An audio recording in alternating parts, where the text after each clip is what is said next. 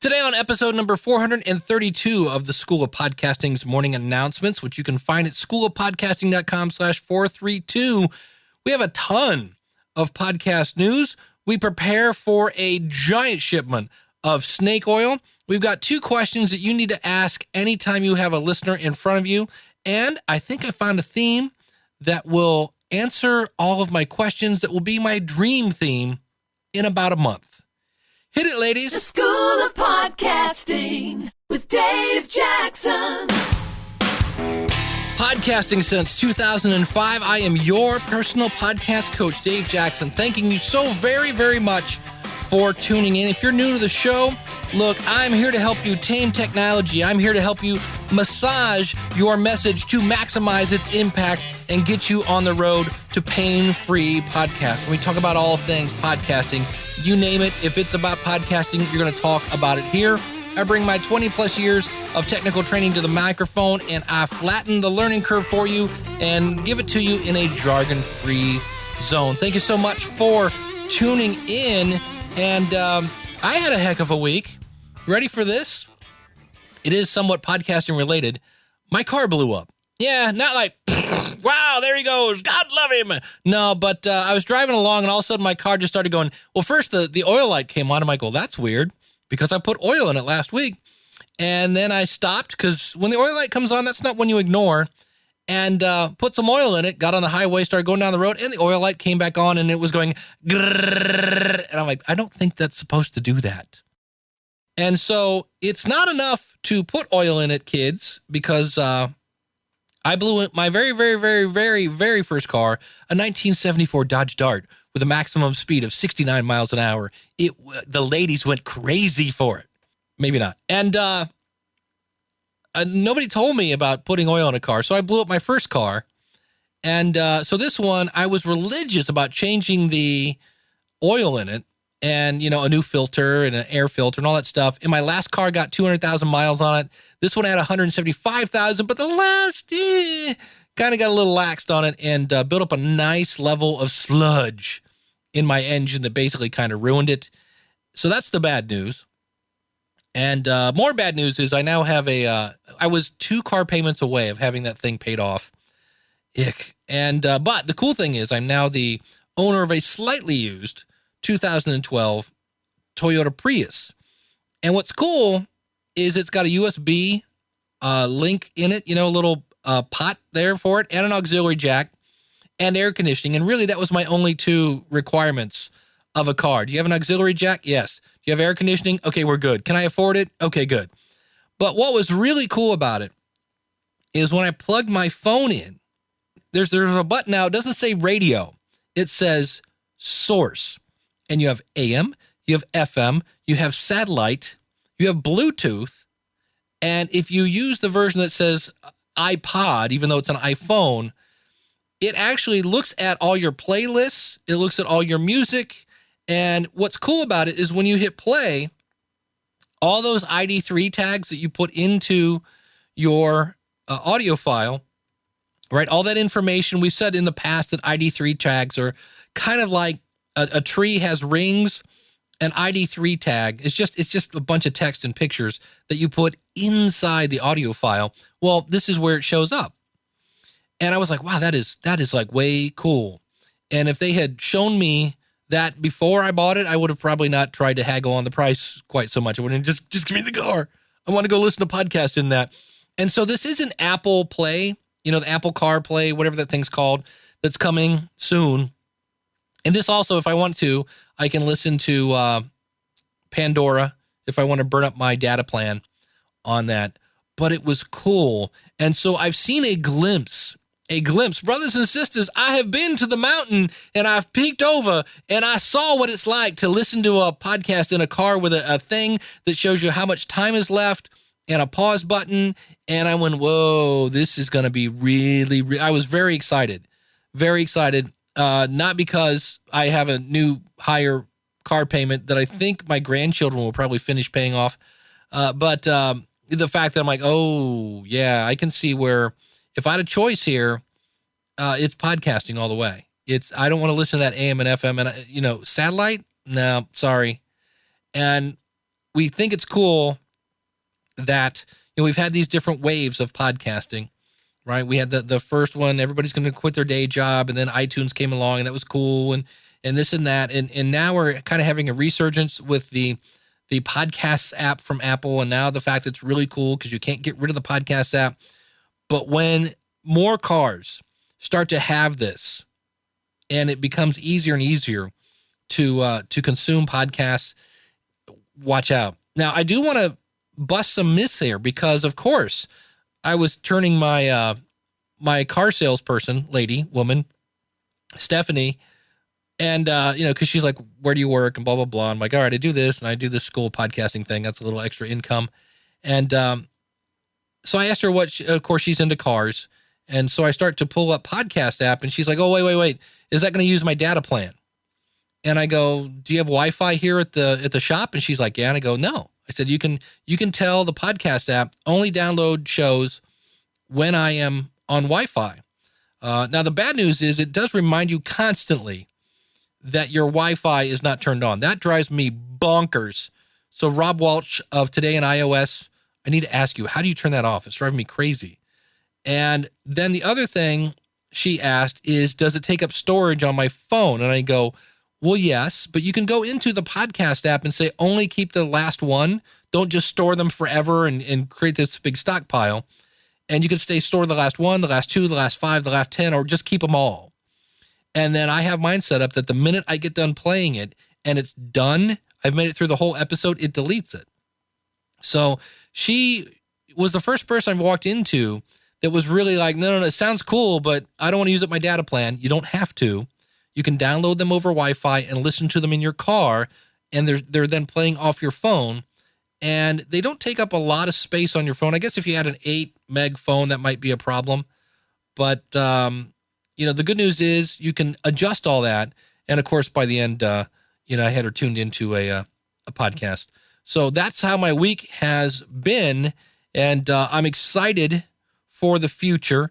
And let's get to some news.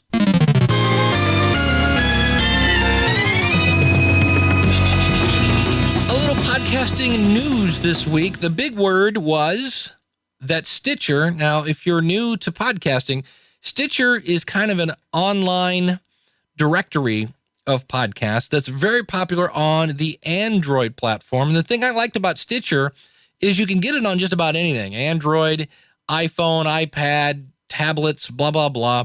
And you could say, these are all the shows I like. And then no matter what device you picked up, it would carry on right where you were. And it was a great platform. I really, really liked it. The bad news is it's free. They didn't charge for it. And the idea was they would occasionally run advertising to help pay for it. And if you have a bazillion people using their app, then by all means, they would, make some money on that. We want to make a long story short. Maybe they didn't have quite as many listeners as they had hoped. They played a lot more ads than I could stand. And so I quit using them a while back. And it had been heavily rumored that maybe they were having just a little bit of problem, which is a bummer because it's a great tool on the Android side. Now, if you're also on the Android side, check out Beyond Pod. That's what I used when I had an Android phone. But they got bought by a company called Deezer. And I'm like, I love that band. I'm like, what? It's not? Oh. It's now, if you're in the U.S., you're like, what's a Deezer? Don't feel bad. Now, everybody in the U.K. is like, what do you mean? What, a Deezer? You don't know Deezer? Are you serious? Deezer is it's Spotify in the UK in a nutshell. And I know it's different, but it's, you know what? For me, it's Spotify. So to say that Stitcher got bought by Spotify, if we were to flip it here on a US kind of slant, okay. I don't really know what that means. They've already said Stitcher's not going away. I hope it means that Stitcher is still going into cars. I would guess that's why Deezer bought them, because they had their foot in the door of being in the dashboard. But you're like, okay, what is Deezer? Again, it's a music subscription service that you can get for free. But right now I go, okay. It's kind of like when, I don't know, Ashton Kutcher was with Demi Moore. I'm like, well, that's kind of an odd pairing. I guess we'll see what happens. I wonder what was going to happen because, you got to make money eventually. And it had been kind of rumored that Stitcher maybe needed to bring in a little more money. I was on the New Media Show last weekend with Todd Cochran from Blueberry.com and GeekNewsCentral.com and Rob Greenlee from Podcast One and that big network. And we were talking about this Deezer thing, but we also brought up SoundCloud, and Rob, who knows Rob used to work for Microsoft. Rob knows a lot of people. Rob's been doing this a long time. Rob he had a podcast before there was a podcast, basically. And Rob he has a huge amount of information. SoundCloud, we were talking about how there are different funding. Like you have, I don't know, there's like the angel funding where you get like a bunch of money. Then there's like the super jumbo deluxe angel. And then there's the slightly less angel. And then there's the A, B, C, double K, X funding. Basically, I think it's ABC. And then there's D. And if you haven't like made your website work and you've gotten your level D funding, you're kind of done. It's like make money or die. And so it's interesting because I saw a while ago that SoundCloud was going to start running ads against the music, and they were going to pay everybody, right? You can earn money with SoundCloud. Just send everybody to our website so we can play ads against them. And I'm like, okay, because it was interesting again that they didn't have anything about podcasting. Podcasting has always been an afterthought with SoundCloud. I'm not a huge fan. I just did something today. I had to replace a file on SoundCloud, and literally I clicked on the button that said replace file, and it sent me into a completely different version of SoundCloud. Like I was in SoundCloud 2.0, I clicked on upload the file, and it went, and all of a sudden my interface changed. It's just clunky. And anyway, so they're almost out of money, basically, which is why they want to start running ads. And the other thing that, if you haven't heard, a report has come out that the major record labels are having a hard time coming up with a agreement with SoundCloud for people that want to put, licensed music on there and things of that nature. So SoundCloud may be in kind of the same boat that Stitcher is, and I'm speculating here that they might be running out of cash soon. And this is where, when we talked about them, oh man, probably a couple months ago, when I did a comparison of all the major media hosts, that I said, I don't understand how their business model works when I can pay them $15 a month and upload up to 30 gigs. That is bad business. And so it'll be interesting to see where they go. And this next piece of news, I'm raising my hand right now. I had something to do with this. And I've been looking for a really easy to use, versatile, flexible theme. And I've known Appendipity themes. I use them on betterdave.com. And I like them, but here's what I want in a theme. I want to be able to change my header, right? I want to add my own little header image at the top. I want to be able to change the colors. And it would be great if I could change the size of my sidebar, but at least let me customize it a little bit. And when I met Joey, who is the man behind Appendipity Themes, one of them, I should say, it's Joey and Ian, he said, wait till you see the Podcast Pro theme that's coming out. He's like, it's unlike anything we've ever done. It's going to blow you away. And so I went over, I bought it. It's $59. Now, you do need the Genesis framework. And the Genesis framework is, you guessed it, $59.95. So by the time you get done, you've put out $118. Or $119, basically. $120, let's call it that. And for the theme. But here's the thing I like about this theme, especially for you guys that have more than one podcast. You can use it on unlimited sites. It's unlimited updates and support. It's really cool. The other thing I liked about this theme, when I logged into it, it's got a lot of different cool functionality. And you would go into a section like the related posts. And there's a video right there that says, hey, welcome to the related post section. Let me show you what it does. When you do this and this and that, and you click on that, it looks like this. Here, look what it does on the website. Got it? Good. They're like 3-minute videos. Oh, here's the header section. Let me show you what we can do here. Click here, click there, click there. So you don't really have to read a manual. Joey walks you through the whole thing. It's really pretty cool. And so I went through and yep, I can change my colors. I can add banner ads if I want. It works with MailChimp and Aweber. If you got a newsletter sign up, it works with lead pages. I'm like, wow, this is really, really cool. Except I was going to put it on Ask the Podcast Coach. And I've got about 51 episodes over there, and they're all using PowerPress. And I need, for this to work, for all the cool players to be on the website, I would have to copy and paste every single episode URL to where the MP3 is. Just copy and paste 51 times. Now, that's not, it's not a death sentence. It's kind of a hassle. Right? I could probably hire somebody from Odesk to do this. But I was like, I'm not doing that. And so I emailed Joey. I said, man, I met you at Podcast Movement. I told you, you told me it blew me away. This is actually really cool. Because some of the things I'm like, they make these giant play buttons. And some people love them. I mean, your audience will never have to guess, where's the play button? You can now turn those off, which is kind of cool. And I just went through everything like, wow, that's pretty cool. That's pretty easy. That's cool. That's easy. Wow, that changes. That's flexible. Awesome. Except it didn't work with PowerPress. Now, PowerPress is it's my favorite player for WordPress. It makes a link to download. It makes a link to play in a new window, or you can just stream it right there on your site, and you can customize the way that player looks if you want to. And for the record, PowerPress is a plugin for WordPress. That's all it is. This is where I've had some people get confused with that. So you can use PowerPress no matter who your host is. If you're on Libsyn, you can use PowerPress. If you're on Blueberry, you can use PowerPress. If you're on whoever, Spreaker, you can use PowerPress. Now, PowerPress, and this is where it gets confusing, is created and maintained by a company called Blueberry, which is also a media host. Now, do I have to host my files with Blueberry to use PowerPress? No, you do not. And that confuses people. Now, can you? Yeah, and if you do, you can actually upload your files right there from within WordPress. You don't have to have another login. And it'll also add your ID3 tags as you upload the file. It's pretty slick.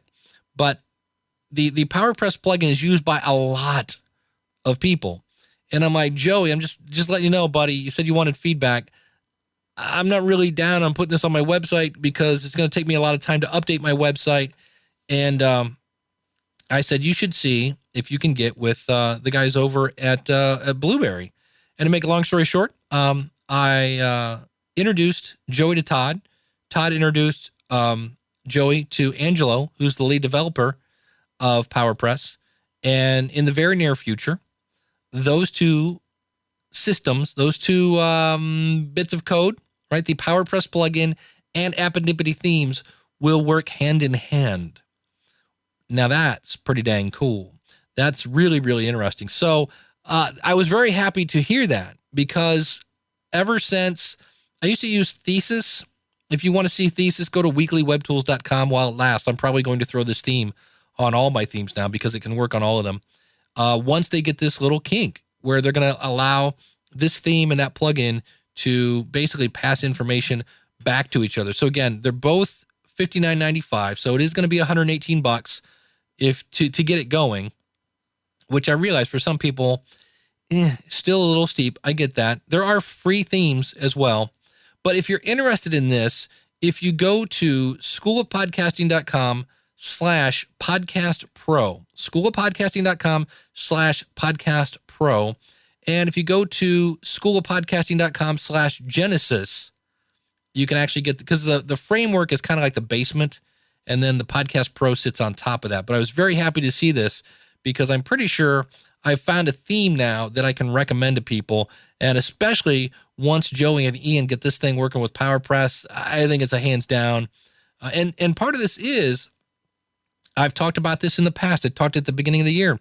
one of the things that's going to happen in 2014 is more and more people are going to be making systems and products specifically geared towards podcasters. And Joey and Ian over at Appendipity Themes make themes specifically for podcasters. So check it out. Everything we're talking about today, of course, you can find if you go over to our website, schoolofpodcasting.com/432. But I'm very excited about that. And I think my search is over. If you're new to the show, every Saturday morning at 10:30 Eastern Standard Time, I do a live call-in show called Ask the Podcast Coach. Now, I say that now to let you know I'm not doing a show this weekend on, I believe that's November 1st. Yes, we are taking a week off, and but I'm always there. And one of the things I really love about it is I get to be voice-to-voice with people that listen to my show. And I thought I would put a bug in your ear because there will be times when you get an email from someone, when you get a voicemail from somebody. If you get to interact directly with your audience, you need to ask them 2 questions. So here's a little clip from Ask the Podcast Coach show, and you want to listen to these. Stuff. And then the other question I should probably ask you, how did you hear about the show?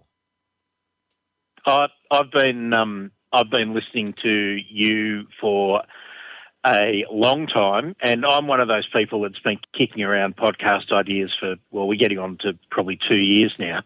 Okay, Craig, 2 years? Come on, buddy. And so I've been a School of Podcasting fan and Mike Russell fan and Daniel fan and, you know, the Love Ray stuff. He doesn't put enough out.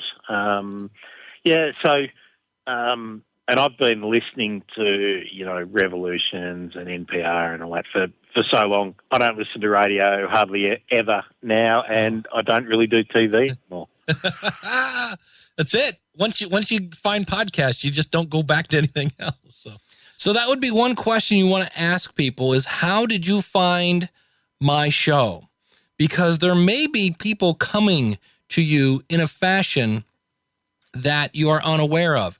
And I put this out on my blog. I'm going to wait to talk about this, but I've been asking people to let's reverse engineer how podcasting grows. I think we know. We really get hung up on things like iTunes and new and noteworthy and things like that. But in the end, what I'm really starting to realize is I'm not sure how many people are actually finding podcasts in iTunes. Now, maybe we're different because we're podcasters. And that is true. We are not like our audience in many cases or other podcast consuming people. But I've been asking people, if you want to answer this question, the number's 888-563-3228, or just record it and send it in, Dave at schoolofpodcasting.com, is what was the last show you listened to and how did you find out about it? And so I've had some people respond to this already, and I'll play those maybe next week. But I would love to hear your answer to that. What was the last podcast you listened to? Not this one. And how did you find out about it? Was it in iTunes? Did somebody tell you? Did you hear about them on another website? Did you see an ad for them somewhere? How did you find out about the last podcast you listened to? If you remember how, please let me know, and I'll share that here on the show. Now, the other question you always want to ask somebody who is a listener of your show is this one. No, I think you've got the formula down right. And you're like, Dave, what did you ask him? Well, I thought I had the question in there. That's what you get for playing live clips. The question you want to ask them is, what would you like to hear on the show? You've got somebody who listens to your show and says, hey, I love it. And so in this case, Craig from Australia, Craig, thank you, by the way, for calling in to ask the podcast coach. How cool is it that it was probably like 3 a.m. where he was. And, you'll hear here, he didn't have any ideas for what I should, but he also explained why he likes my show. So check this out. No, I think you've got the formula down right, and your issues are good rather than going over and over the same old things. And I really like how you just do not interview the same old bloody horses that are wheeled out. I've given so many people away because I'm so sick of hearing the San Diego crowd. Right. And then Skype blew up and it was fun. So he let me know he likes the fact that I don't interview the same old people. And I have an idea who he was talking about, but I found that rather interesting. So when you get somebody in front of you that says, I love your show, by all means, have a normal conversation with them. But before you let them out of your sight, before you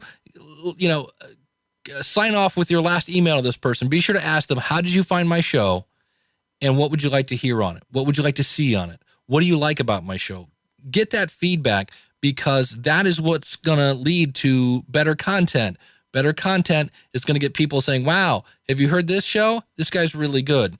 So we're going to reverse engineer why people listen to podcasts. We did this last year as well. Last year, in fact, maybe next week we'll do this. Well, right now we'll deal with the last podcast you listened to, which is, how did you find out about it? But when I think about it, next week is going to be November, and maybe we'll start taking submissions for what is your absolute favorite podcast and why do you listen to it? We did this last year. It was a lot of fun. And by that, you learn a lot about why people listen to podcasts. Not so much how do they find them, but why do they listen? So that's what's going on. If you find a listener, make sure you ask those questions before you let them out of your sight. All right, so what I want to do with you right now is there's this service coming out called Audello. And we've been saying that internet marketing people are coming into podcasting because it's getting more and more popular, and more people are starting to understand the power of podcasting. And so there's a guy, he's been around internet, he makes 7 figures a year. He's a very successful internet marketer. And he has now created this Audello product. It's in the process of being rolled out. And I'm going to play you a little bit from a video. I have not watched this video. We're going to watch it together for the first time. And I'm going to pause this and explain some stuff. Because as I started to watch this, I'm like, hold on. I want to share this with you. All right, you ready? Here we go. The dashboard lets you set up new podcasts and automatically distributes them to the podcast networks and their millions of users in minutes with just a few clicks and no technical hassle. You can do that with WordPress. You can do that with Libsyn and have it go to Tumblr and your Facebook page, and you can do this with numerous different things. So I'm watching here in the video as they're on the screen, it shows them putting in a description for your podcast and a name, which again, you just do this in WordPress. All right. And by the way, WordPress, free. This gives you a direct and easy route to the mass user base of these distribution networks. Now, I'm looking here where they show you to put up your iTunes image. And right there in the software, I'm reading on the screen, it says it must be 1400 by 1400 wide. So they do have that right. It doesn't say on here that your maximum is 2038 by 2038. And in reality, if I was starting a podcast today, I would make it that size. So it's not really a knock on them, but here's my favorite. I'm going to hit play a little more, and this is when I went, all right, I got to, hold on. For the first time. So here they have a screenshot of iTunes, Stitcher, Double Twist, and other. These are places where you're going to submit your podcast. Now, here's the really bad thing about this. They show you clicking iTunes. You can even queue up content to be published automatically. Right. And now, obviously, I don't know how they do this, but if you get involved with anything, never, ever let someone use their iTunes login name and password to submit your podcast. Ever. Why? Because later, if you want to leave and you're locked into their system, if you submitted your podcast to iTunes, you can go to iTunes and go, hey, see how iTunes is listening to this website that I don't want to use anymore? I want them to listen to me. You should be able to get iTunes because they're going to go, well, what's your login name and password? You can say, yes, it's my feed. I own it. If you let somebody else submit that, you're kind of messed up. But here's my favorite part of the video, that all these big quick clicking and swishing and pictures and things like that. But I went, hold on now. No, they didn't. On a scheduled date in the future. Putting your Okay, by the way, scheduling things in the future, you can do that with WordPress. WordPress is free. Podcast distribution on autopilot. And if you already have a podcast, you can... I'm not making this up. It says WordPress, Libsyn. Okay, good for them. But right now, the man is getting ready to click on a feed burner. Import your podcast into feed burner. Port it into Audello simply at the touch of a button. Wait, can I? This gives you more. Yeah, they're using feed burner. Okay. Not the worst idea on the planet, but pretty much next to worst. Touch of a button. This gives you more power for your podcast than you've ever had before. After your podcast is set up. Okay, so they're talking about reaching millions of people. You can do that already. It's called iTunes. It's called Stitcher.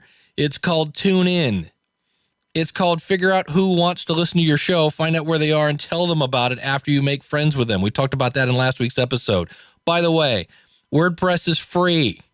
It's free. Now, you have to have your own website. That's going to run you somewhere between $4 and $8. Libsyn and Blueberry probably going to cost you another $20. So you're looking at $30 a month tops for a podcast. Audello immediately starts tracking your content with our industry-leading advanced analytics. Now, industry leading.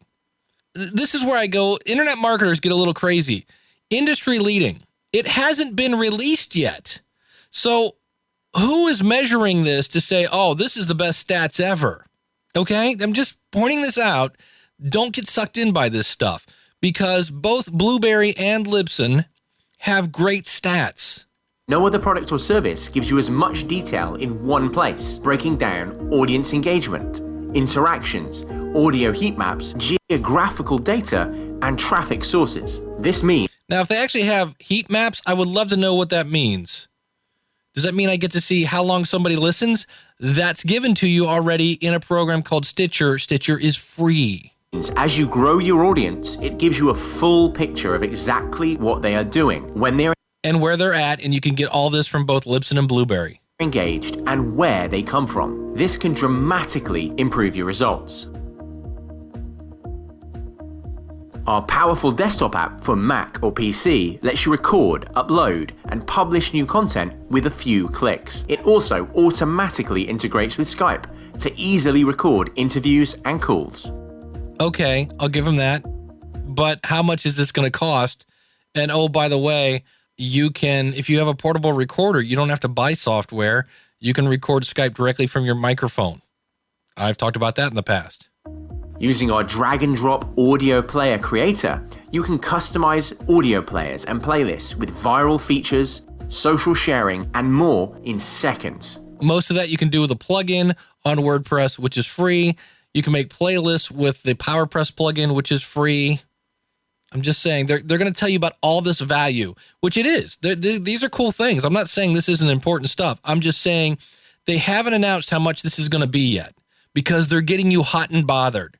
This is the foreplay of internet marketing, and I don't know what they're going to charge for this, but I can guarantee you because they're going after entrepreneurs, because they're saying, look, you can have a 6-figure income in less than 4 weeks or whatever their outrageous thing is, and I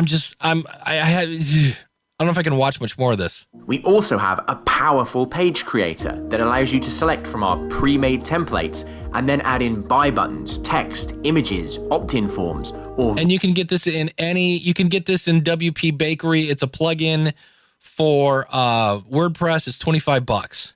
Viral commenting without having to touch a line of code.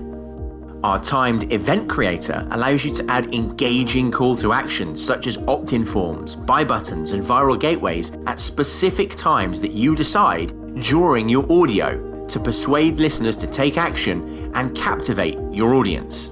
Okay, that you can do with these features Viewbix, which isn't cheap either. I think that's $100 a year. That's a cool feature. So I'll give them that one. All right, there's something, having things pop up when the audio is, but that is assuming that people are listening to your podcast on their website, on your website. Most people are consuming podcasts on a portable device, whether it's a phone or a tablet. And it'd be interesting to see how much of this is going to be, how many of this is in an app? Like how much is it the podcast app and how much is it people are just on a tablet and they're on your website? Easily create entire audio products and pages that help you further engage your audience, spread your message, and generate subscribers and revenue with minimal time spent creating content. And on top of all this, you can split test anything you do to see exactly what's working best using our built-in A/B split testing. And I guarantee you there's a plugin for that. All right, here we go. Mobile And with app. our iPhone app and Android to come, you can record and publish audio, interviews, and podcast episodes right from your device while you're You can do that with Spreaker. You can do that with Auphonic. You don't even need an app. You can just record it. You can do it with Boss Jock Studio. out and about wherever you are, whenever the opportunity arises. Auphonic is free. Boss Jock Studio is $9. Okay, it's going to be released to the public on the 28th. So that's going to be, when is that? That is 2 days from now. So we'll be talking about this next week. But I wanted to make sure you're aware of this because, as I just said here, most of this stuff is not new. You know, the whole I want to time release my podcast. You can do that in WordPress. I've got a video for that. I want to click one place and have it go multiple places. That's one of the advantages of Libsyn. You can publish to Tumblr. You can publish to Facebook. There's a whole number of places that you can go with that. And now Libsyn now has it to where you can, you know how SoundCloud has their player on Facebook? You can now do that. You can actually have a streamable player on Facebook. I don't believe it's HTML5 compliant. My whole point of Facebook playing, who's listening to podcasts on Facebook? So I understand that having a player on Facebook is cool. And yes, there are a lot of people there. And if it doesn't cost a lot and it doesn't, if it's not a major hassle, okay. But just beware. I don't want to be a fear monger, but I can't wait to see what this thing's going to cost. Can you make money with a podcast? Absolutely. But here's something to keep in mind. And I'm going to thank my buddy Jim Cullison from theaverageguy.tv and my co-host for Ask the Podcast Coach. He was talking about people getting into podcasting for money is not wrong. What I said was wrong is I don't think we accent enough that it may not happen quickly. And even though that is a possibility, but he said, restaurants, people open new restaurants every day. Why?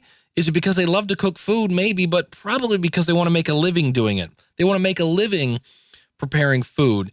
And a recent Cornell University study showed that the number of restaurants failing in the first year is closer to 60%, not 90%, that often gets quoted. But keep in mind that when you get into podcasting for money, yes, you can. 60% of you, if you follow in the footsteps of restaurants, are going to fail. And I think right now that would be a higher number in regards to podcasting. And so it's not horrible to want to make money with your podcast. That doesn't mean you have to. You may just love to talk and grow an audience, and by all means, that's fine. But because there are people like John Lee Dumas, like Pat Flynn, like Leo Laporte, like whoever, right? There are people out there that are making a living in a podcasting. That's true. And I'm not saying you can't, but go in with your eyes wide open. And, if you have any questions, go out to the School of Podcasting, leave me a note, and I'll be more than happy to give you my opinion. I'm not against making money. I mean, I'm the guy that wrote the book, More Podcast Money. I explain the different ways you can make money. But when I see this coming in and they're really quoting some bizarre things here, be very, very careful before you jump into that pool. All right, last up, you're probably wondering, Dave, hey, the deadline for the submissions for the New Media Expo has come and gone. It was October 24th, and I got a lot of submissions. How's it going? Good. I'm not sure how long I have to make my decision, but I want to thank everybody who submitted. And maybe someday when this is over, I will talk about it a little bit. And because some people did a great job and other people, it's interesting. I think this is also in podcasting. I think when somebody's mailing it in. Like when you have a spot there for the description. Like, tell me about your presentation. and I'm not making this up, they put one word. One. That was supposed to entice me into going, oh, I got to know more. Really? One. And I actually thought it was a mistake. I went back and checked the form. I thought maybe this didn't come over right. No, just one word. So if that was you, yeah, you're not going to get selected. Just so you know, I'm sorry. I thank you so much for your submission, but I'm going to need a little more than one word to entice me to go, oh, that guy's going to bring, he's going to bring the bacon. And here's how I was thinking about this. And I'm not going to say his name, but a friend of mine that has worked with different conferences in the past said, think about somebody who knows nothing about podcasting. And so for me, that was my sister's boyfriend. Nice guy, not exactly the most technologically gifted person I've ever met. If he came to me and said, I want to start a podcast, who would I want to explain to him how to start a podcast? And then I thought about Ken Blanchard. I thought about Ryan K. Parker, Ken Blanchard, blackmanwithagun.com, Ryan K. Parker, foodcraftsman.com. These are guys that have been podcasting for a while, and they're probably ready to have their audience get a little bigger, maybe do it a little more efficiently. The things that they've got a podcast. Now they're ready to go to a higher level of engagement. And then there are the people that really want to dig deep. And so I've been thinking about that as I look at these submissions. And I am, in case you're wondering at this point, this is going to be my first strategy. And I'm sure I will add on to this, but I have downloaded this Excel spreadsheet. I'm going to pull the content in without the names. So I don't need my wife to read these to me. Although I might have her do that anyway, because I want somebody with no podcasting experience to go, that sounds cool, to give me at least input on that. And then I'm going to go through and pull just the names and go, oh, that one's that. Ooh, oh, that's good. Okay, I know that guy. Know that. And then cross-reference. So I'll have the name and the title. And over on the other sheets, I'll have the title and the description. And we'll see how many times, if the titles match, that's a pretty good chance that you're on to round 2. I think is how we're going to do that, at least at this point. So I want to thank everybody who has submitted. And I'll be talking with Rick. Rick is the main guy behind the New Media Expo, and he's been all over the place. He's been to the LA Podfest and all points in between. And so I'll be getting with him to find out exactly how long I have to make this decision. And I just want to thank everybody who has submitted it. You have made my job very hard, and I'm happy about that. That sounds weird, but I wanted this to be hard. I know there were a couple that I was like, ooh. Okay, cool. And so, because at first I was like, okay, next. And then it was like, ooh, that's a good one. Ooh, that's a good one. Ooh, that's, wow. I would definitely want to see, that's the thing that's going to get me. I'm hoping I'm not going to be too busy the day of the show, because I'm like going, I want to see half these. So it's going to be cool.